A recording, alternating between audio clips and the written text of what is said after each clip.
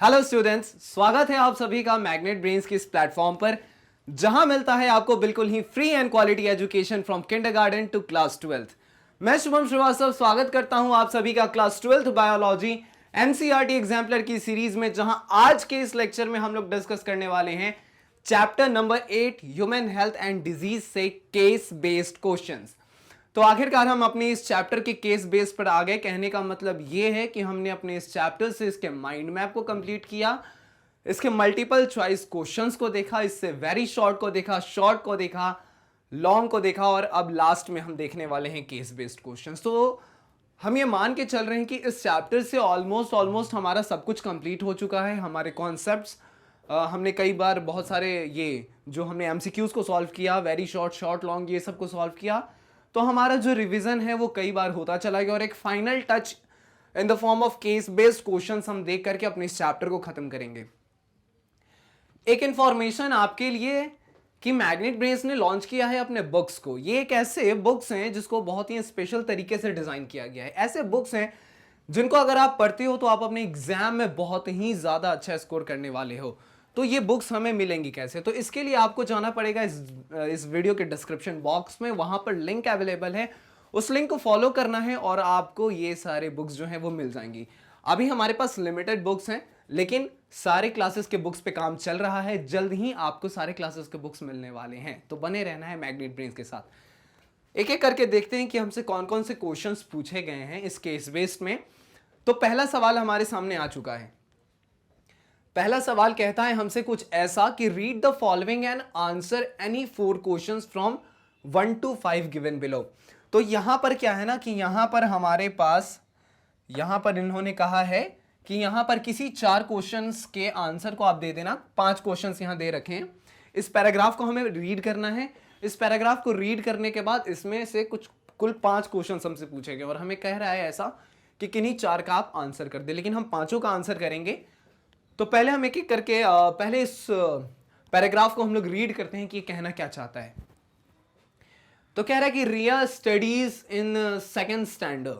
रिया एक बच्ची है जो 2nd स्टैंडर्ड में पढ़ती है। तो कहने का मतलब है कि हम यहां से ये कैलकुलेट कर सकते हैं कि ये रिया जो है वो कितनी छोटी होगी। ठीक है, तो रिया एक छोटी सी बच्ची है जो 2nd स्टैंडर्ड में पढ़ती है इन एक गवर्नमेंट स्कूल, एक सरकारी स्कूल में वो पढ़ती है। She belongs to a backward family and her parents did not get her properly vaccinated। तो ये एक बैकवर्ड फैमिली से बिलोंग करती है और उसके जो पेरेंट्स हैं, पेरेंट्स ने क्या किया, did not get her properly vaccinated. तो मतलब जो हमने कई बार इस चीज को डिस्कस किया है कि जब एक बच्चे का जन्म होता है तो जब उसको आप लोग किसी चाइल्ड स्पेशलिस्ट के पास लेकर जाते हो तो वहां पर आपको एक लिस्ट दिया जाता है, लिस्ट ऑफ वैक्सीन्स, कि ये 3 महीने पर ये वैक्सीन पड़ना है, 6 महीने पर आपको अपने बच्चे को ये वैक्सीन दिलवाना है, 12 महीने पर ये वैक्सीन, 18 महीने पर ये वैक्सीन। तो इस तरीके से आपको लिस्ट ऑफ वैक्सीन दिया जाता है। उन वैक्सीनेशन प्रोग्राम से होता है कुछ ऐसा कि जो भी डिजीज होना है उन बच्चों को जो डिजीज होते हैं उनसे वो बच सकते हैं। लेकिन यहाँ रिया के केस में क्या हुआ कि रिया की फैमिली बैकवर्ड फैमिली है और उसके पेरेंट्स ने इम्यूनाइजेशन प्रोग्राम के तहत होने वाले इम्यूनाइजेशन प्रोग्राम के तहत वैक्सीन जो बच्चों को लगना था उसके तहत उन्होंने अपने रिया को जो है वो प्रॉपर वैक्सीनेशन नहीं करवाया। फिर कहता है कि once while playing in school playground. तो एक बार की बात है कि जब अपने स्कूल के प्लेग्राउंड में खेल रही थी, she fell down due to weakness. कमजोरी के कारण वो गिर जाती हैं एंड डेवलप्ड हाई फीवर, और उसे हाई फीवर भी हो जाता है। साथ साथ हेडेक रहता है, स्टिफनेस इन हर नेक, उसके गले में स्टिफनेस जैसा रहता है। तो कहने का मतलब ये है कि ये पैराग्राफ हमें छोटा सा इंफॉर्मेशन दे रहा है कि रिया एक छोटी सी बच्ची है। वो इतनी छोटी है कि वो 2nd स्टैंडर्ड में पढ़ती है एक गवर्नमेंट स्कूल में। वो एक बैकवर्ड फैमिली से बिलोंग करती है। बैकवर्ड फैमिली से बिलोंग करने के कारण हुआ कुछ ऐसा कि इम्यूनाइजेशन प्रोग्राम के तहत जो बच्चों को वैक्सीन लगाया जाता है तो उनके रिया के पेरेंट्स ने रिया को प्रॉपर वैक्सीनेशन नहीं करवाया। ठीक है, तो एक बार ऐसा हुआ कि जब वो अपने स्कूल के प्लेग्राउंड में वो खेल रही थी, उसको कमजोरी होता है और वो गिर जाती है नीचे। साथ साथ ये देखने को मिला कि उसमें हाई फीवर था, साथ साथ उसके सिर में दर्द भी था, उसके गले में स्टिफनेस जैसा हो रहा था। तो क्या था कि आइडेंटिफाई द इलनेस, और हमसे यहाँ पे कहता है कि इलनेस को आइडेंटिफाई करना है, she could be suffering from, वो किस इलनेस से सफर कर सकती है, and answer the following questions.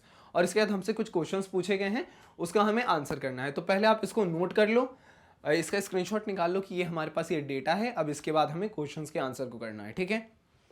चलते हैं।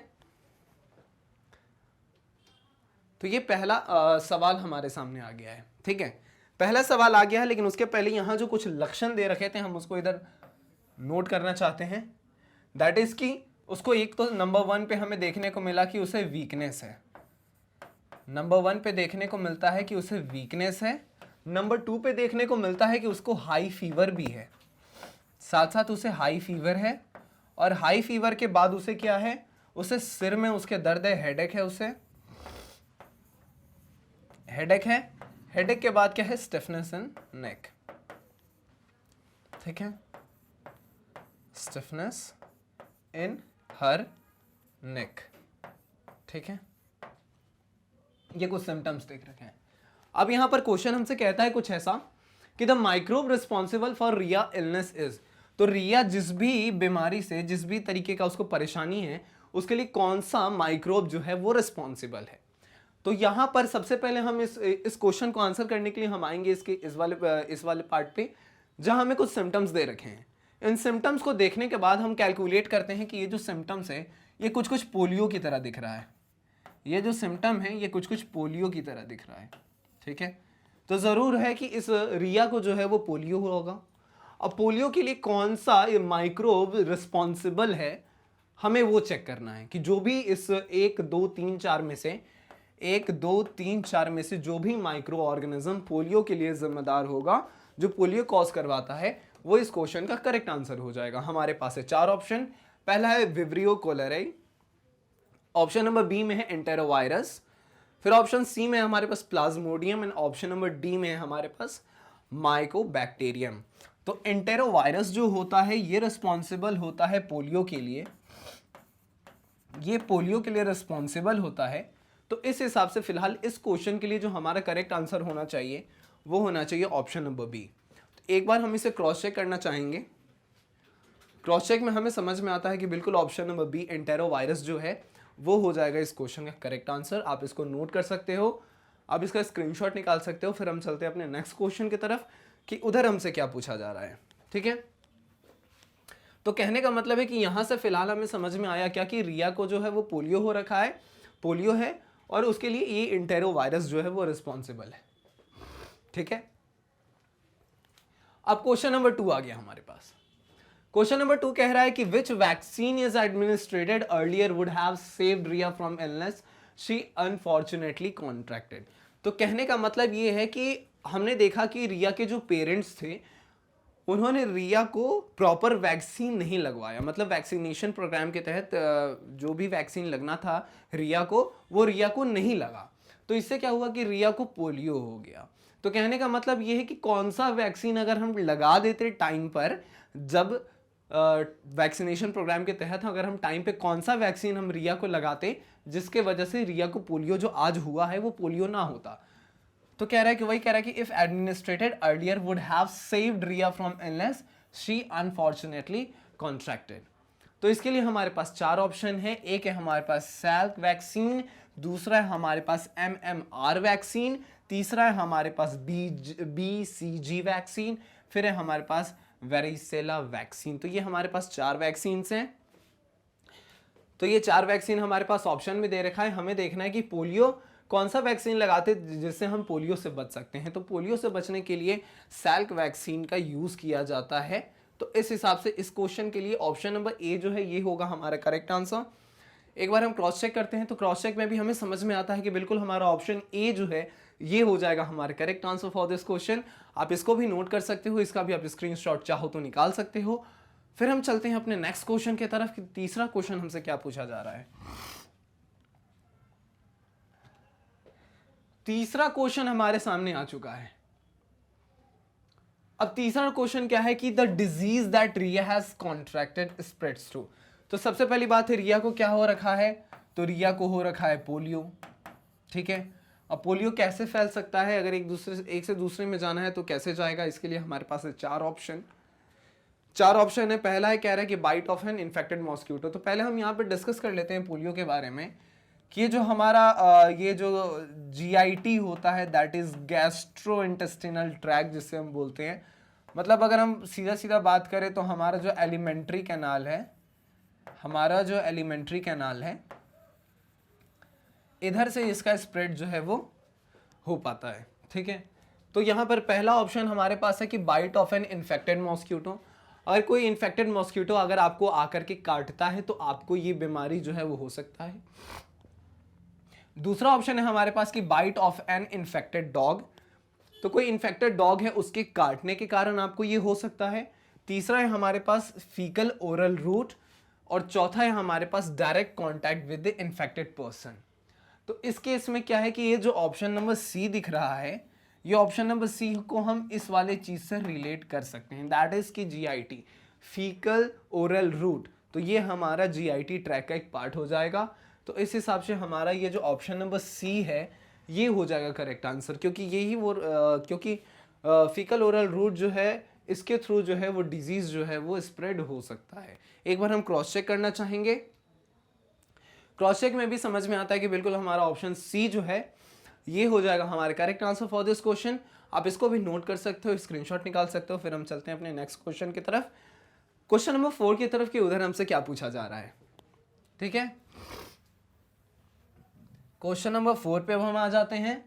चौथा सवाल हमारे सामने है और चौथा सवाल हमसे कहता है क्या, तो कहता है कि Riya can spread her illness to other childrens through. अब रिया जो है, Riya can spread her illness, जो बीमारी रिया को हो रखा है वो दूसरे बच्चों में वो फैला सकती है। तो वो कैसे फैला सकती है, मतलब किस रास्ते से वो फैलेगा। पहला है हर फीसेस, दूसरा है डायरेक्ट कॉन्टैक्ट, तीसरा है coughing and sneezing in open, and चौथा है वेक्टर। तो क्या वो किसी वेक्टर के थ्रू फैला पाएगी, तो नहीं। कफिंग एंड स्नीजिंग के थ्रू पोलियो फैलेगा, तो नहीं, इससे भी नहीं फैलेगा।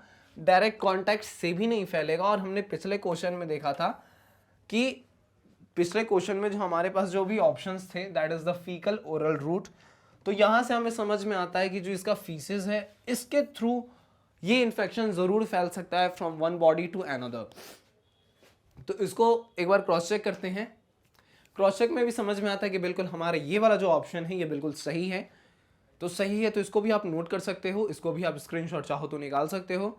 फिर हम चलते हैं अपने नेक्स्ट क्वेश्चन की तरफ कि उधर हमसे क्या पूछा गया है। राइट, फिर हम चलते हैं अपने 5वें सवाल की तरफ कि वहां हमसे क्या पूछा गया है। तो 5वां सवाल हमारे पास आ चुका है एंड ये है assertion reason type of question. Assertion reason type of questions की अगर हम बात करें तो ये ऐसे क्वेश्चंस होते हैं जिनमें हमें दो स्टेटमेंट्स दिया होता है। पहले स्टेटमेंट को हम लोग असर्शन कहते हैं एंड दूसरे स्टेटमेंट को हम लोग रीजन कहते हैं। पहला स्टेटमेंट जो असर्शन होता है, इसमें एक्चुअली एक कुछ लिखा होता है, और रीजन जो तो कहने का मतलब है कि दो स्टेटमेंट होते हैं, एक असर्शन है एक रीजन है। असर्शन में लिखी अगर बातें सही हैं और रीजन में लिखी बातें जो हैं वो भी सही हैं and that is the correct explanation for assertion, तो हम ऑप्शन ए को टिक करते हैं। अगर असर्शन भी सही है, रीजन भी सही है, लेकिन रीजन जो है वो असर्शन का करेक्ट एक्सप्लेनेशन नहीं है, तो हम ऑप्शन बी को टिक करते हैं। अगर असर्शन सही है, रीजन गलत है, तो ऑप्शन सी को टिक किया जाता है। एंड असर्शन एंड रीजन अगर दोनों गलत हैं तो हम ऑप्शन नंबर डी को टिक करते हैं। तो ये असर्शन रीजन के कुछ रूल्स हैं। तो एक बार देखते हैं कि क्या कह रहा है हमसे असर्शन रीजन में। तो असर्शन स्टेटमेंट हमारा कहता है कि polio produces inflammation of the nervous system. तो ये कह रहा है कि पोलियो प्रोड्यूस करता है inflammation of the nervous system. बिल्कुल ये सही स्टेटमेंट है, बिल्कुल सही स्टेटमेंट लिखा है, इसे हम कहीं से गलत नहीं कह सकते। दैट इज कि polio produces inflammation of the nervous system, सही स्टेटमेंट है। दूसरा स्टेटमेंट कहता है कि stiffness of neck, paralysis of particular skeletal muscle is an important symptoms of polio. तो यहाँ पर सिम्टम्स ऑफ पोलियो के बारे में लिखा है, ये स्टेटमेंट भी सही है, ये स्टेटमेंट भी सही है। अब हम इसको इससे कनेक्ट करके देखते हैं कि stiffness of the neck, paralysis of particular skeleton muscle is an important symptoms of polio and polio produces inflammation in nervous system. तो ये सही तो ये भी लग रहा है, सही ये भी लग रहा है, लेकिन अगर हम कहें कि ये वाला जो है वो इसका करेक्ट एक्सप्लेनेशन कहीं से लग रहा है तो वो उस चीज़ को हम कनेक्ट नहीं कर पा रहे हैं, तो इसलिए हम क्या करेंगे, हम अपने ऑप्शन बी को टिक करेंगे। अपने ऑप्शन बी को टिक करेंगे कि स्टेटमेंट तो दोनों सही है, लेकिन अगर दोनों के बीच में अगर हम रिलेशन निकालना चाह रहे हैं तो वो हम नहीं निकाल पा रहे हैं। ठीक है, एक बार इसे हम क्रॉस चेक करते हैं, तो क्रॉस चेक में बिल्कुल हमें समझ में आता है कि हमारा ऑप्शन बी जो है ये हो जाएगा correct answer for this question. आप इसको भी नोट कर सकते हो, स्क्रीनशॉट निकाल सकते हो। फिर हम चलते हैं अपने नेक्स्ट क्वेश्चन, क्वेश्चन नंबर 2 की तरफ और देखते हैं अपना दूसरा पैराग्राफ की उधर हमसे क्या पूछा जा रहा है। ठीक है, तो आ जाते हैं हम अपने क्वेश्चन नंबर 2 की तरफ और दूसरे पैराग्राफ को रीड करते हैं कि दूसरा पैराग्राफ हमसे क्या कह रहा है।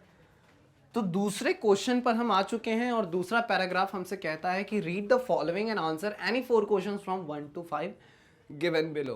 तो कहने का मतलब है कि फिर हमसे वही चीज कहा जा रहा है कि 1 से 5 क्वेश्चन हमें दिए हैं कि नहीं 4 का आंसर करना है, इस पैराग्राफ को रीड करना है।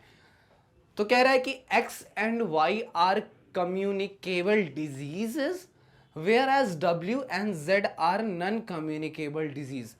तो पहले तो हम यहां पर लिख लेते हैं, यहां पर हम इस तरीके से लिख लेते हैं W, X, Y और Z, ये हमारे पास 4 डिजीज हैं। ठीक है, फिर कह रहा है कि X एंड Y जो है वो कम्युनिकेबल है, तो ये X और Y जो है, ये X और Y जो है ये कम्युनिकेबल है, X और Y जो है वो कम्युनिकेबल है, ये भी, ये वाला भी कम्युनिकेबल है।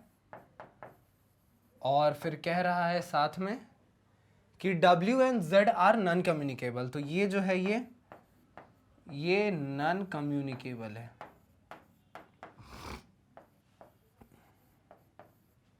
ये नॉन कम्युनिकेबल है और ये जो है ये भी नॉन कम्युनिकेबल है। ठीक है, ये क्वेश्चन में गिवन है, कह रहा है कि X is transmitted through vectors where V is transmitted through droplet infection। एक और इंफॉर्मेशन दे दिया गया कि X जो है वो वेक्टर के थ्रू हो रहा है, ये कम्युनिकेबल है और साथ में ये वेक्टर के थ्रू भी स्प्रेड होता है। एंड अगर Y की बात करें तो ये ड्रॉपलेट इन्फेक्शन, अगर हम Y की बात करें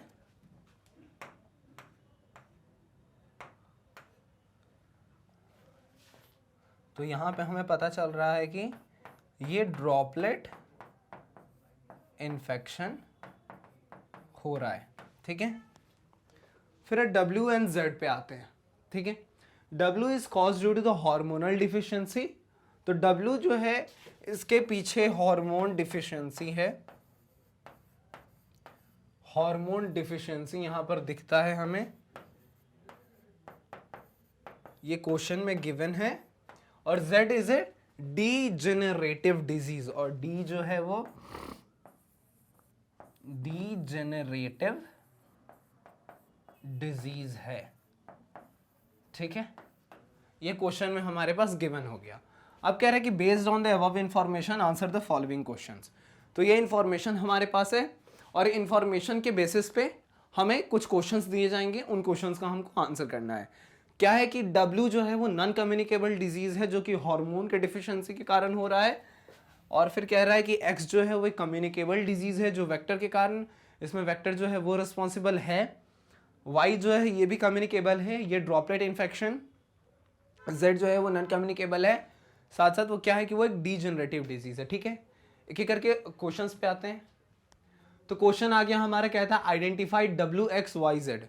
तो ये WXYZ, ये रहा WXYZ, और हमें आइडेंटिफाई करना है कि कौन सा सही है। ठीक है, कौन सा सही है। तो W तो वही होगा जो नॉन कम्युनिकेबल है, और साथ साथ हम ये देखना है कि हार्मोन डिफिशियंसी के कारण ये होता है। ठीक है, तो यहाँ पर एक है कोरोनरी आर्टरी डिजीज है यहाँ पे, दूसरे में हमें यहाँ पे डायबिटीज दिखता है, तीसरे में आर्थराइटिस दिखता है एंड गोनोरिया दिखता है। तो इस 4 को देखने के बाद ऐसा लग रहा है कि ये जो डायबिटीज है, ये डायबिटीज एक नॉन कम्युनिकेबल है और साथ साथ एक हार्मोन डिफिशियंसी डिजीज है कि कौन सा हार्मोन की कमी के कारण ये होता है, तो ये इंसुलिन के कमी के कारण हमें ये देखने को मिलता है। तो ये डायबिटीज जो है ये हमें सही दिख रहा है, जो इस W के डिमांड को पूरा कर रहा है। X की बात करें जो एक कम्युनिकेबल है, साथ साथ वेक्टर के लिए रिस्पॉन्सिबल है, तो यहाँ डायबिटीज के साथ साथ हमें ये मलेरिया जो है ये कम्युनिकेबल के साथ साथ वेक्टर के लिए रिस्पॉन्सिबल है, जहां पर फीमेल एनाफिलस मॉस्किटो जो है, यहाँ पर अगर हम ऐसे लिख दें कि female Anopheles mosquito FAM responsible है, तो हम यहाँ पे कह सकते हैं वाई भी कम्युनिकेबल है। और इसमें हमें दिख रहा है कि वाई जो राइनिटिस है, ये जो है कहने का मतलब है कि जो राइनो वायरस के कारण हो रहा है, ये जो राइनो वायरस के कारण हो रहा है एंड ड्रॉपलेट से ये इन्फेक्शन कॉज करता है, तो वाई जो है वो भी इसके डिमांड को बहुत सही सही पूरा कर रहा है। साथ साथ अल्जाइमर्स डिजीज जो एक डिजेनरेटिव डिजीज है नॉन कम्युनिकेबल, ये जेड जो है वो भी इसके डिमांड को पूरा पूरा कर रहा है। ठीक है, तो अगर इसको बात किया जाए तो इस हिसाब से हमारा जो ऑप्शन नंबर बी हमें दिख रहा है वो हमारे क्वेश्चन में जितने भी चीजें गिवन हैं इसके ऊपर सही सही खड़ा उतर रहा है। तो इस हिसाब से हमारा ये जो ऑप्शन बी है इसको करेक्ट तो हो जाना चाहिए। हम अदर ऑप्शंस को भी देख लेते हैं।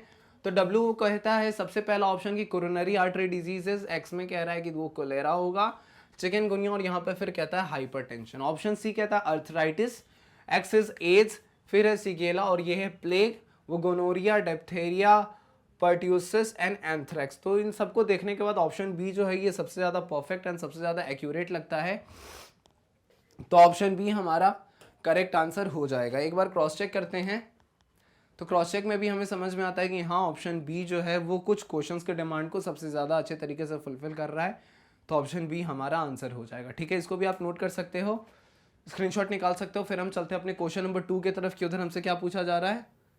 तो क्वेश्चन नंबर 2 की तरफ चलते हैं। क्वेश्चन नंबर 2 हमसे क्या कहता है?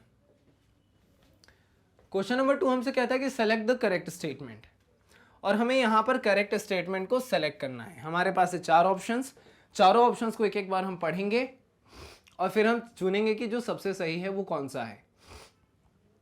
पहला कह रहा है कि x is a sleeping sickness, x is sleeping sickness, तो एक्स एक कम्युनिकेबल है जो वेक्टर के कारण होता है, और इसमें कह रहा है कि एक्स जो है वो स्लीपिंग सिकनेस है और उसका जो वेक्टर है वो लेशमैनिया है। ठीक है, ऑप्शन बी हमसे कहता है कि X if Y is diphtheria, Y जो है जो एक ड्रॉपलेट इन्फेक्शन के कारण कम्युनिकेबल डिजीज है, अगर वाई जो है अगर डिप्थेरिया है then it is caused by bacillus anthracis.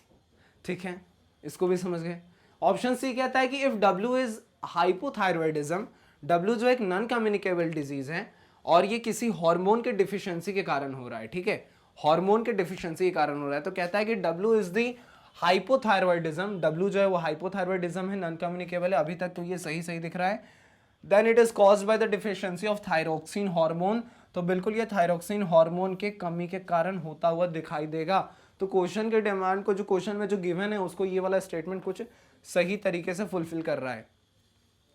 फिर कह रहा है कि if Z is myocardial infraction then patient develops acute rheumatic fever, joint pain and throat infection. तो अब देखिए ऐसा है कि अगर मायोकार्डियल इन्फ्रैक्शन है तो मायोकार्डियल इन्फ्रैक्शन में क्या होगा कि इस केस में जो है थ्रोट इन्फेक्शन, ये सब लिखने से ज़्यादा बेटर होता है। यहाँ पे लिख सकते हैं कि यहाँ पर अगर इसके जगह पे लिखता कि जैसे कि हार्ट का जो मसल्स है, हार्ट के मसल्स में कॉन्ट्रैक्शन होना, साथ साथ यहाँ पर हार्ट अटैक जो है वो होना, ये इसके, तो ये सब लिखता तो जाकर के ये कुछ मतलब फिर हम कह सकते थे। फिलहाल इन 4 में से ये वाला ऑप्शन जो है ये क्वेश्चन के गिवन चीज़ों को ये पूरा कर रहा है। और इसमें ये जो ये भी गलत लिखा है, ये लेशमैनिया के कारण तो बिल्कुल नहीं होता, ये बैसिलस एंथ्रेसिस के कारण भी नहीं होता। तो यहाँ पर जो है ऑप्शन सी जो है ये हमारा सही होना चाहिए। क्रॉस चेक में समझ में आता है कि बिल्कुल हमारा ऑप्शन सी जो है ये हो जाएगा correct answer for this question. आप इसको भी नोट कर सकते हो, इसको चाहो तो स्क्रीनशॉट निकाल सकते हो। फिर हम चलते हैं इसी के तीसरे क्वेश्चन की तरफ कि उधर हमसे क्या पूछा जा रहा है। ठीक है, तीसरे सवाल की तरफ हम चलते हैं कि उधर हमसे क्या पूछा जा रहा है। ओके, तीसरा सवाल हमारे सामने आ चुका है और तीसरा सवाल हमसे कहता है कि if X and Y both are usual diseases, तो कहने का मतलब है कि एक्स एंड वाई जो है वो बहुत कॉमन डिजीज है, then which of the following holds true, मतलब कि कौन सा स्टेटमेंट इस 4 में से जो है वो सही हो जाएगा। पहला कहता है कि एक्स कुड बी डेंगू, तो एक्स एक कम्युनिकेबल है जो वेक्टर के कारण होता है, तो चलिए हम मान सकते हैं कि डेंगू वाला जो पार्ट है सही है।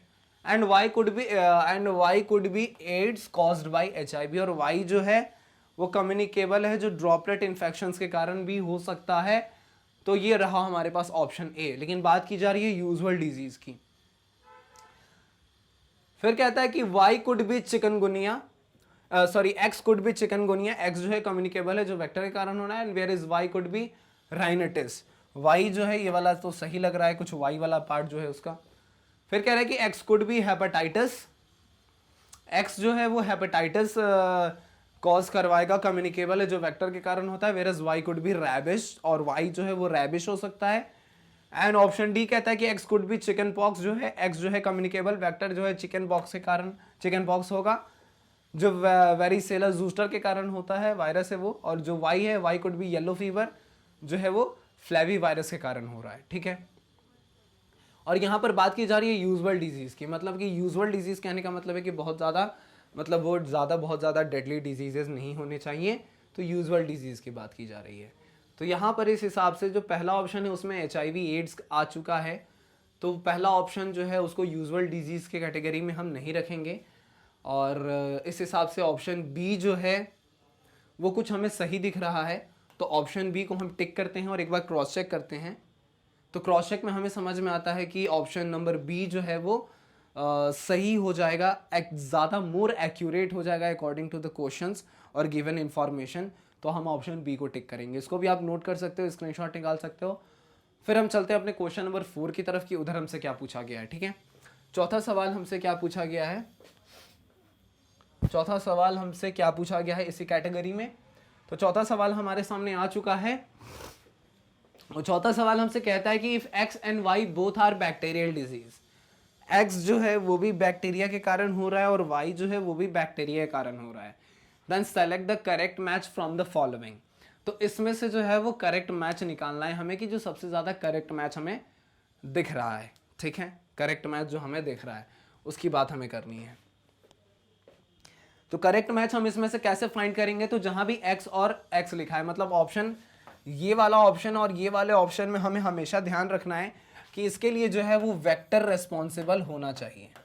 क्या इसमें वेक्टर रेस्पॉन्सिबल है, क्या इसमें वेक्टर रेस्पॉन्सिबल है क्या, ये चीज़ हम चेक करेंगे। और साथ साथ y वाले केस में हम क्या चेक करेंगे, कम्युनिकेबल। तो ये चारों कम्युनिकेबल हैं। ठीक है। y वाले केस में हम चेक करेंगे, मतलब ऑप्शन बी और ऑप्शन डी में हम चेक करेंगे कि ये हमेशा हमें ड्रॉपलेट इन्फेक्शन के थ्रू हमें होना चाहिए। तो कहने का मतलब है कि ये जो है वो ड्रॉपलेट इन्फेक्शन के कारण वो हमें होना चाहिए, और ये जो है ये भी हमें वो ड्रॉपलेट इन्फेक्शन के कारण हमें होना चाहिए। तो हम ये चार चीज़ चेक करेंगे ज़रूर से इसमें। तो इसके बाद जो चीज़ें, इसके बाद हम डिसाइड करेंगे कि हमारा कौन सा ऑप्शन सही है। तो हमें पता चल रहा है कि एक्स जो है वो ब्यूबोनिक प्लेग जो है वो यर्सीनिया पेस्टिस के कारण होता है।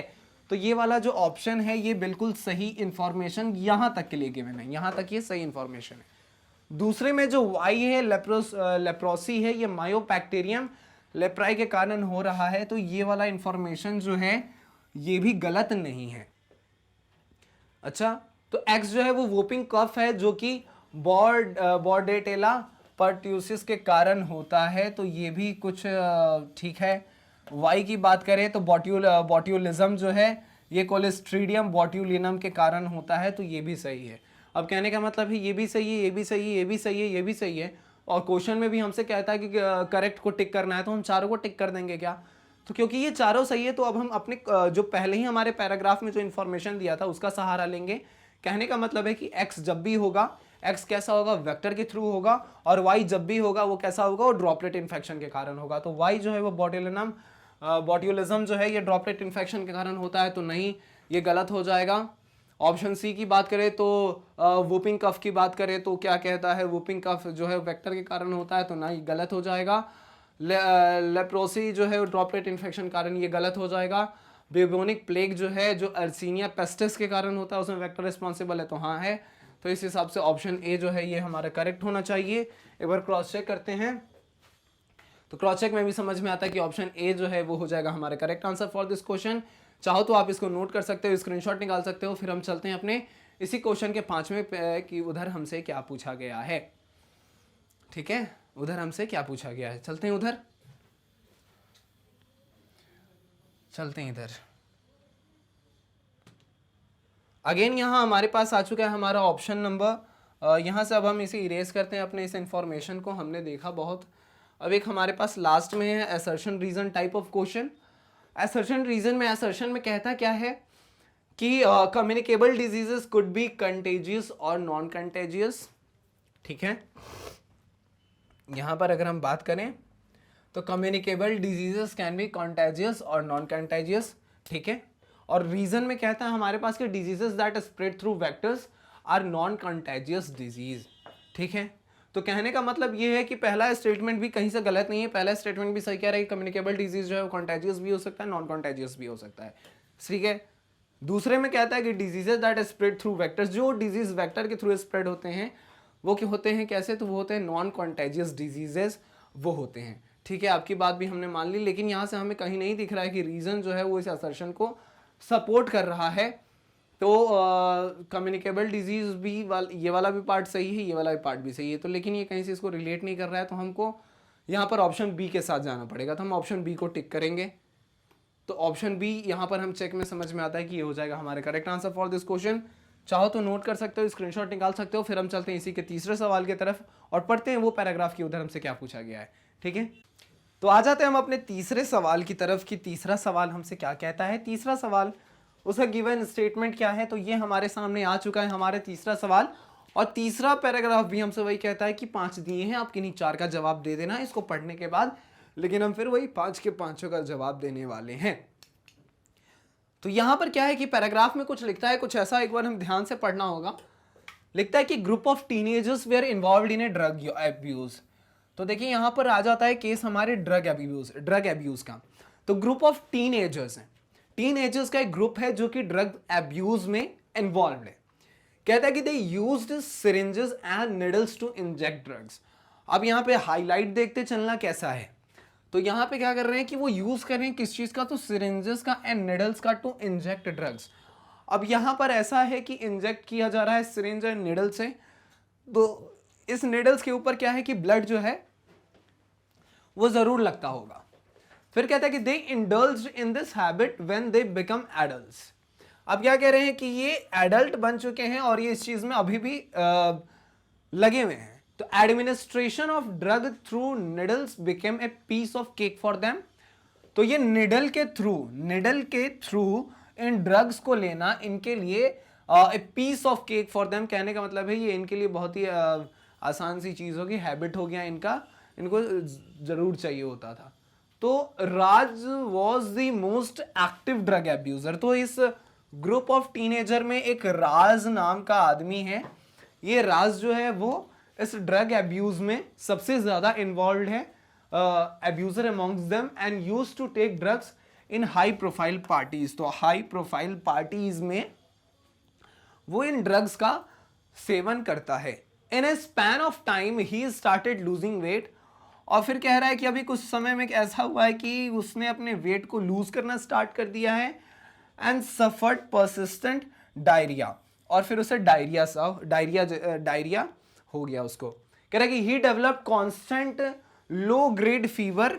तो उसे लो ग्रेड फीवर हो रखा है, and use to catch opportunistic infections. और उसे जो भी इन्फेक्शन होता है वो इन्फेक्शन उसे हो गया।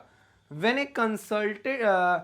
he consulted a doctor, जब वो एक डॉक्टर से मिला, he got himself tested for HIV in his blood, और वो HIV के लिए उसे टेस्ट किया गया, and finally diagnosed with AIDS. और फाइनली एड्स पे वो उसको एड्स हो गया, ऐसा पता चल रहा है।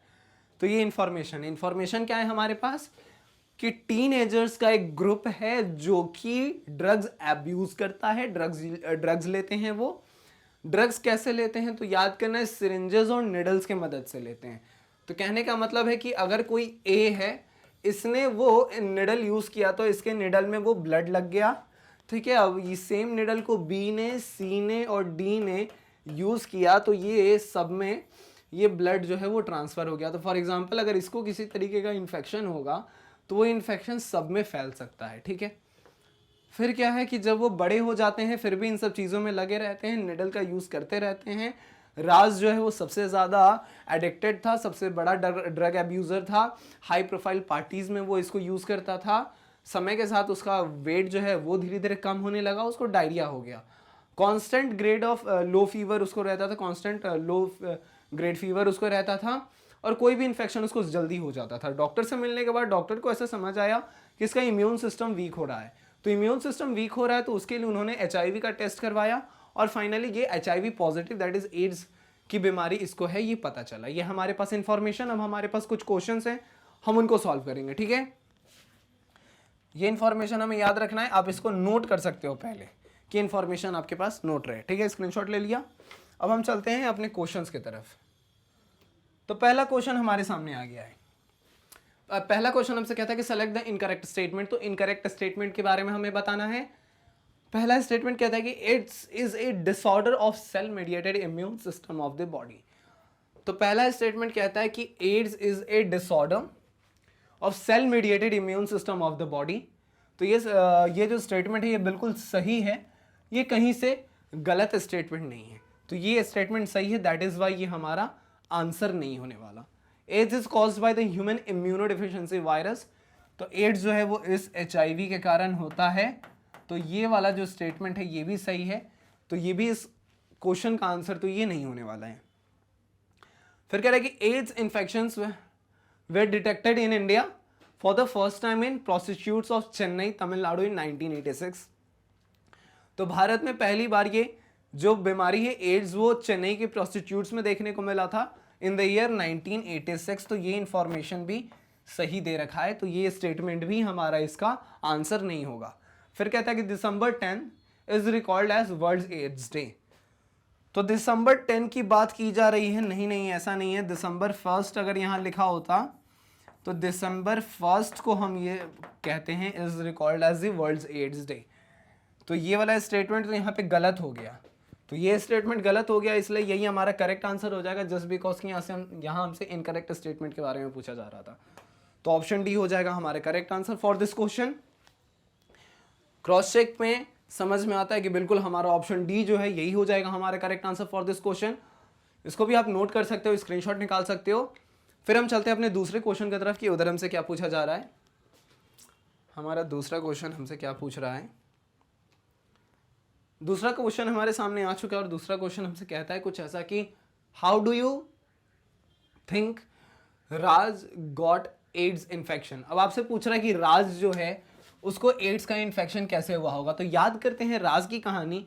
राज जो है वो उस ग्रुप में सबसे बड़ा ड्रग एब्यूज़र था। वो निडल्स वगैरह का यूज़ करता था, हाई प्रोफाइल पार्टीज़ में बैठता था। तो वो जो निडल्स वगैरह का यूज़ करता था ड्रग्स लेने के लिए, तो उसके कारण हो सकता है कि वो जो निडल्स का वो यूज़ करता था, इस निडल को किसी इन्फेक्टेड पर्सन ने यूज़ किया। इस निडल को किसी इन्फेक्टेड पर्सन ने यूज़ किया, तो एज अ रिज़ल्ट इस निडल के ऊपर क्या हो गया, इस निडल के ऊपर इन्फेक्शन लग गया। और ये इन्फेक्शन वाला ही निडल क्या हुआ, वापस से राज ने यूज़ किया। तो राज के अंदर भी क्या हुआ, वो इन्फेक्शन घुस गया। अब राज के अंदर जब वो इन्फेक्शन घुस गया तो राज को क्या हुआ, राज को फाइनली एड्स हो गया। कुछ ऐसा ही हुआ होगा। क्वेश्चन में जो गिवन है उसके अकॉर्डिंग हमें आंसर करना है। तो कह रहे हैं कि through transfusion of HIV infected blood. तो इसमें हमें कहीं देखने को नहीं मिल रहा है कि ब्लड का ट्रांसफ्यूजन हो रहा है, ऐसा हमें पैराग्राफ नहीं बता रहा था। तो राज की बात की जा रही है। अगर HIV इन्फेक्टेड ब्लड से अगर किसी बंदे को के अंदर अगर ब्लड ट्रांसफ्यूजन होता है तो उसको एड्स हो जाएगा। लेकिन क्वेश्चन में बात की जा रही है अबाउट राज। तो राज के अंदर ब्लड ट्रांसफ्यूजन का ऐसा कोई केस नहीं था, तो हम इस स्टेटमेंट को गलत कर देंगे। फिर कह रहा है कि sexual intercourse with an infected partner. तो राज भले ही वो ड्रग्स लेता था, लेकिन ऐसा हमारे गिवन में कहीं नहीं था कि उसको सेक्सुअल इंटरकोर्स में वो पार्टिसिपेट कर रहा है। तो ये वाला भी ऑप्शन गलत हो जाएगा। फिर कह रहा है कि sharing towel with infected friend. तो किसी फ्रेंड के साथ वो इन्फेक्टेड टॉवल का शेयर कर रहा है, तो ये वाला ऑप्शन भी गलत है। फिर कह रहा है use of contaminated needles and syringes to inject drugs. तो कंटामिनेटेड निडल और सिरिंजेस का यूज किया रहा है वो ड्रग्स को लेने में। तो ये जो है वो इस क्वेश्चन का सही आंसर हो जाएगा, जो चीज़ हमें गिवन है। एक बार हम क्रॉस चेक करते हैं। क्रॉस चेक में समझ में आता है कि बिल्कुल ऑप्शन डी जो है ये हो जाएगा हमारे correct answer for this question. अब इसको भी नोट कर सकते हो, स्क्रीनशॉट निकाल सकते हो। फिर हम चलते हैं अपने इसके तीसरे क्वेश्चन की तरफ कि उधर हमसे क्या पूछा गया है। तीसरा क्वेश्चन हमारे सामने आ चुका है। तीसरा क्वेश्चन बहुत ही सिंपल सा है, बहुत ही सिंपल सा क्वेश्चन है कि how AIDS can be diagnose. तो एड्स को डायग्नोज करने के लिए बहुत ही बेसिक सा है कि हम लोग एलाइसा टेस्ट का यूज करते हैं। तो यही सिंपल हमारा करेक्ट आंसर हो जाएगा for this question. Cross check कर लो, क्रॉस चेक कर लेते हैं। बिल्कुल एलाइसा टेस्ट जो है वो हमारा करेक्ट आंसर है इस क्वेश्चन के लिए, ठीक है। चौथा सवाल हमारे सामने, चौथा सवाल कहता है कि how can AIDS be prevented. AIDS को हम कैसे प्रिवेंट कर सकते हैं। तो blood test of blood donor before transfusion. तो किसी को ब्लड का डोनेट कोई कर रहा है, अगर कोई ब्लड डोनेट करना चाह रहा है, अगर वो डोनेट करता है तो उसके पहले उसके ब्लड की टेस्ट की जानी चाहिए to check the presence of AIDS virus. अगर हम उसको चेक कर लेते हैं, टेस्ट कर लेते हैं, अगर हमें पता चलता है कि वो HIV पॉजिटिव है वो डोनर, तो हम उसे ब्लड नहीं लेते हैं। अगर पता चलता है कि वो HIV पॉजिटिव नहीं है, HIV निगेटिव है, देन वो ब्लड दे सकता है। तो अगर हम पहले ही उसका टेस्ट कर लें तो हम किसी इन्फेक्टेड पर्सन से ब्लड नहीं डोनेट करेंगे, तो यहाँ पर HIV से बचा जा सकता है, प्रिवेंटेड। ये ऑप्शन बिल्कुल सही है। ऑप्शन बी कहता है कि use of disposable needles and syringes for injecting medicine and vaccination. तो कह रहा है कि use of disposable needles and syringes for injecting medicine and vaccination. तो वैक्सीनेशन या मेडिसिन के इंजेक्शन के लिए हमें हमेशा डिस्पोजेबल नीडल्स का यूज करना चाहिए, कि मतलब एक बार हम उसको यूज करें और फिर हम उसे फेंक दें, हम उस नीडल का दोबारा यूज ना करें। तो ये वाला ऑप्शन भी हमें सही दिख रहा है। दोबारा यूज नहीं करेंगे तो किसी इन्फेक्टेड बॉडी से दूसरे बॉडी में जाने का खतरा जो है वो बच जाएगा। Having a protected sex by the use of condoms. तो ड्यूरिंग सेक्सुअल इंटरकोर्स कॉन्डम्स का यूज किया जाना चाहिए, ये भी हमें HIV एड्स से बचाता है। तो ये वाला ऑप्शन जो है ये भी सही है। तो इस हिसाब से हमारा option D all of these जो है ये करेक्ट हो जाना चाहिए। तो हमारा करेक्ट आंसर हो जाएगा हमारा option D all of these. एक बार क्रॉस चेक करते हैं। क्रॉस चेक में भी हमें समझ में आता है कि बिल्कुल हमारा ऑप्शन डी जो है ये करेक्ट आंसर है। तो आप इसको भी नोट कर सकते हो, इसको भी आप स्क्रीनशॉट निकाल सकते हो। फिर हम चलते हैं अपने पांचवें और आखिरी सवाल की तरफ कि उधर हमसे क्या पूछा जा रहा है। हमारा पांचवा और आखिरी सवाल हमारे सामने आने वाला है और ये रहा हमारे सामने। इसका कहना यह है कि select the correct statement for AIDS virus. अब एड्स का जो वायरस है उसके लिए हमें करेक्ट स्टेटमेंट निकालना है। मतलब यहाँ पर एड्स वायरस मतलब HIV के बारे में यहाँ पर हमें बताना है, ठीक है। क्या HIV it is a rhomboid in shape with a diameter of 10 से 15 सेंटीमीटर। मतलब इसका शेप कैसा है, rhomboid शेप का है और डायमीटर 10 से 15 सेंटीमीटर है। It's genome consist of dsDNA। तो नहीं, dsDNA तो नहीं होता, RNA से बना है ये HIV। It consist of the reverse transcriptase enzyme. तो इसके पास रिवर्स ट्रांसक्रिप्टेज एंजाइम होता है। जस्ट बिकॉज कि अगर हम HIV की बात करें तो एक रेट्रोवायरस है, ये एक रेट्रोवायरस है। इस रेट्रोवायरस की बात करें तो इसके अंदर RNA as a genetic material है। और सेंट्रल डॉग्मा हमें बताता है, अगर हम सेंट्रल डॉग्मा को वापस से एक बार रिकॉल करें तो सेंट्रल डॉग्मा हमें बताता है कि DNA से जब भी DNA का खेल होता है this is a part of replication. DNA से फिर mRNA बनता है एंड mRNA से क्या बनता है, प्रोटीन। और इस वाले mRNA से प्रोटीन को हम लोग ट्रांसलेशन कहते हैं, ट्रांसलेशन। और इस वाले चीज़ को हम लोग कहते हैं दैट इज ट्रांसक्रिप्शन, ऐसा ही कुछ कहते हैं हम इसे। लेकिन यहाँ पे रेट्रोवायरस से RNA है, तो ये RNA है तो ये DNA से RNA तो नहीं जाएगी कहानी, मतलब ट्रांसक्रिप्शन वाला केस तो नहीं होगा। लेकिन यहाँ है कि RNA से DNA की तरफ ये बढ़ते हैं, और DNA से RNA बढ़ना अगर ट्रांसक्रिप्शन है तो RNA से DNA बनना ट्रांसक्रिप्शन का उल्टा हो जाएगा, मतलब रिवर्स ट्रांसक्रिप्शन हो जाएगा। तो उसके लिए इसके पास रिवर्स ट्रांसक्रिप्टेज एंजाइम होना चाहिए। तो इसके पास रिवर्स ट्रांसक्रिप्टेज एंजाइम है। इससे क्या करता है, इससे ये करवा रहा होता है रिवर्स ट्रांसक्रिप्शन यहाँ पे होता है। और फिर यहाँ से ये अपने नंबर्स को बढ़ाते हैं। तो ये वाला स्टेटमेंट हमें कुछ सही दिख रहा है। Correct, it's envelope consist of lipid bilayer and 3 protein quotes. तो ये भी गलत हो जाएगा। तो ऑप्शन सी जो है ये हमारा करेक्ट आंसर हो जाएगा अगर हम HIV की बात करें। एक बार क्रॉस चेक करते हैं। क्रॉस चेक में समझ में आता है कि बिल्कुल हमारा ऑप्शन सी जो है ये हो जाएगा correct answer for this question. इसको भी आप नोट कर सकते हो, इसका भी आप स्क्रीनशॉट निकाल सकते हो। फिर हम चलते हैं आगे, ठीक है, आगे बढ़ते हैं, ठीक है। तो इसी के साथ किया हमने अपने इस चैप्टर से केस बेस्ड क्वेश्चंस को कंप्लीट। हमने देखे कई सारे क्वेश्चंस और किस तरीके से केस बेस्ड क्वेश्चंस पूछे जा सकते हैं। एक केस आपको दे देगा और उस केस से रिलेटेड कुछ इंफॉर्मेशन होंगी, उसी से आपको उस क्वेश्चंस का आंसर करना है। उम्मीद है आपको समझ में आया। अगर नहीं समझ में आया तो आप अपने डाउट्स को पूछ सकते हैं, हम आपके डाउट्स को बिल्कुल क्लियर करेंगे। एक और इन्फॉर्मेशन आपके लिए, that is about magnet brains, एक ऐसा प्लेटफॉर्म जो देता है आपको बिल्कुल free and quality education. CBSE English medium की बात करें हम सीबीएसई के Hindi medium, different state boards, competitive exams like NTSC, olympiad, CUET, सबकी तैयारी करवाई जाती है बिल्कुल फ्री ऑफ कॉस्ट। वीडियोस देखने के लिए आपको आना होगा हमारे यूट्यूब चैनल पे, या फिर आप डाउनलोड कर सकते हैं हमारे ऐप को, या फिर हमारे वेबसाइट को विजिट कर सकते हैं जो कि है www.magnetbrains.com। यहाँ आना है, क्लास को चुनना है, सब्जेक्ट को चुनना है, जो भी चैप्टर में आपको डाउट है उस चैप्टर पे जाइए, उसके लेक्चर्स को देखिए, एंजॉय करिए, एग्जामिनेशन में रॉक करिए। और इसी अच्छी बातों के साथ हंसते रहिए, मुस्कुराते रहिए और पढ़ते रहिए मैग्नेट ब्रेन्स के साथ। Tata, thank you, bye bye.